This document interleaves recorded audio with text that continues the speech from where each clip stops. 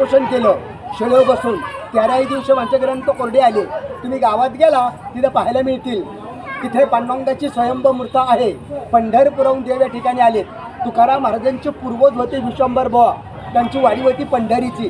त्यावेळेस त्यांना दृष्टांत झाला मी विठ्ठल आंब्याखाली आहे. त्यावेळेस ती स्थापना तिथे झाली.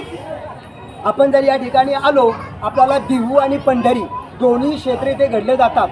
तिथं त्यांचं राहतं घर पण आहे.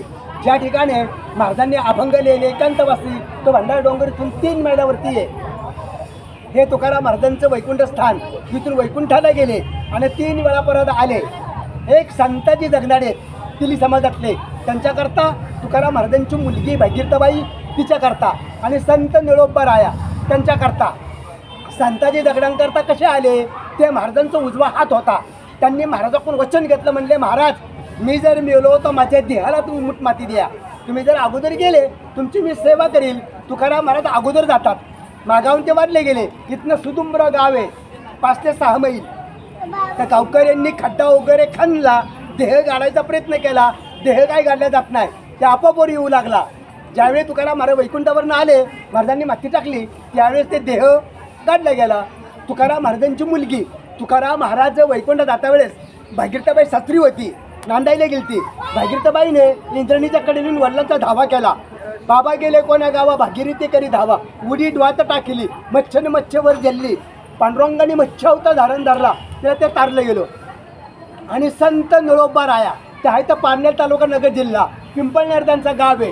निळोबा राया इथं आले. तुकाराम महाराज इथं नव्हते. तुकाराम महाराज वैकुंठाला गेलते. निळोबा रायने या झाडाखाली 42 दिवस उपोषण केलं. बिगर अन्नना पाणी घेता. स्वतः देव आले भेटायला. पांडुरंग म्हटले देवा मी तुझ्याकरता नाही आलो मी तुकाराम महाराजांकरता आलो. निळोबा रायने अभंग केलाय उपदेश्वर देवाला. येथे तुझं लागी बोलविले कोणी प्रार्थना वाचून आला शिक्का परला तर कैवारी दत्तची दंडया स्तंभी देवराया प्रगटोनी तैशा परी संकट नाही मजला तरी का फुकट श्रम केला. निळा म्हणे आम्ही न ओळखूजे देवा तुकाराचा धावा कधी देत आहे असा निळोबा रायने देवाला उपदेश केला. देवाला प्रश्न पडला. देवाने तुकोबाला वैकुंठावरून परत आणलं. निळोबा रायचे ते 42 दिवस पूर्ण झाले. मी महाराजांच्या घरातला इथला पुजारी आहे. इथं पांडुरंग तुकोबाला रोज महापूजा असते. महापूजाकडून नैवेद्य असतो. जर कोणाची काही इच्छा असेल आपल्या शक्तीप्रमाणे दक्षिणा घेतो. नसलं तर काय जबरदस्ती नाही आहे. त्यांचा शेवटचा अभंग असा आहे आम्ही जातो तुम्ही कृपा असू द्यावी सकाळा सांगा विनंती माझी वाढवे झालो बाबां करून वैकुंठ श्रंग बोलावी तंत्र काही ठेवामाचे पावला कुडी सहित झालो गुप्त तुका थडक्यात तुकाराम महाराज. गावात दर्शन करा. तुम्हाला जर मार्गदर्शन केलं तर गावात पाहायला मिळेल. आणि काय कोणची इच्छा असल्या आपल्या शक्तीप्रमाणे काय दूर जा. महाराजांना महापूजा नैवेद्य असतो.